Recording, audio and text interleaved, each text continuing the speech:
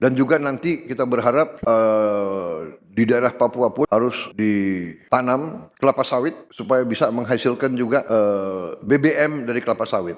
Kelapa sawit supaya bisa menghasilkan juga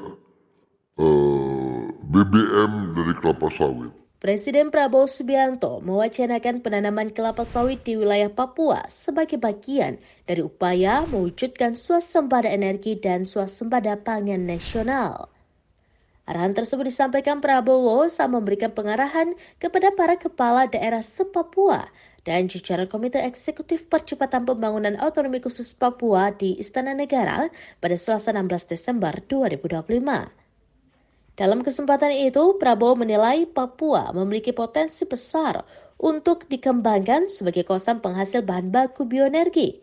Menurutnya, komoditas seperti kelapa sawit dan tebu dapat dimanfaatkan untuk menghasilkan bahan bakar minyak atau BBM maupun etanol. Saat Presiden Prabowo menjabarkan rencana tersebut, Wakil Presiden Gibran Rakabuming Raka terlihat menyimak dengan seksama. Awalnya Gibran fokus mencatat dan mendengarkan paparan yang disampaikan kepala negara. Namun ketika Prabowo secara khusus menyinggung rencana penanaman kelapa sawit di Papua, Gibran tampak mengangkat kepala, menoleh ke arah Presiden dan menarik nafas panjang. Gestur tersebut terekam di tengah jalannya pengarahan. Sementara itu sejumlah pejabat lain yang hadir dalam pertemuan tersebut terlihat tetap fokus mencatat dan menyimak arahan Presiden terkait percepatan pembangunan serta pemanfaatan potensi sumber daya di Papua. Selain swasembada pangan, juga swasembada energi. Jadi kita berharap tiap daerah juga nanti swasembada energi. Saya kira Papua punya sumber energi yang sangat baik dan Menteri ESDM juga sudah merancang bahwa daerah-daerah Papua harus menikmati hasil daripada energi yang diproduksi di Papua. Di samping itu, kita ujungnya nanti daerah-daerah yang sulit, kita harus dengan menggunakan tenaga surya atau tenaga air. Teknologi tenaga surya sekarang sudah semakin murah dan ini bisa untuk mencapai daerah-daerah yang terpencil.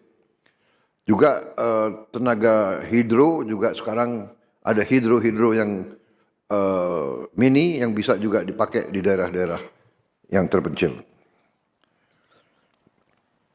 Ini semua adalah supaya ada kemandirian tiap daerah.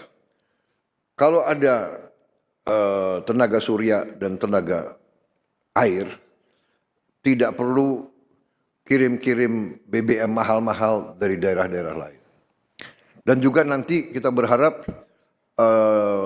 di daerah Papua pun harus ditanam kelapa sawit supaya bisa menghasilkan juga BBM dari kelapa sawit. Juga tebu menghasilkan etanol. Singkong, kasava juga untuk menghasilkan etanol. Sehingga kita rencanakan dalam 5 tahun semua daerah bisa berdiri di atas kakinya sendiri, swasembada pangan dan swasembada energi. Dengan demikian, kita akan menghemat ratusan triliun untuk subsidi, ratusan triliun untuk import BBM dari luar negeri. Tahun ini, tiap tahun kita mengeluarkan ratusan triliun untuk import BBM. Kalau kita bisa tanam kelapa sawit, tanam singkong, tanam tebu, pakai tenaga surya dan tenaga air, bayangkan berapa ratus triliun kita bisa hemat tiap tahun. Menteri SDM, berapa import kita BBM dari luar? 520 triliun. Bayangkan Kalau kita bisa potong setengah berarti ada 250 triliun.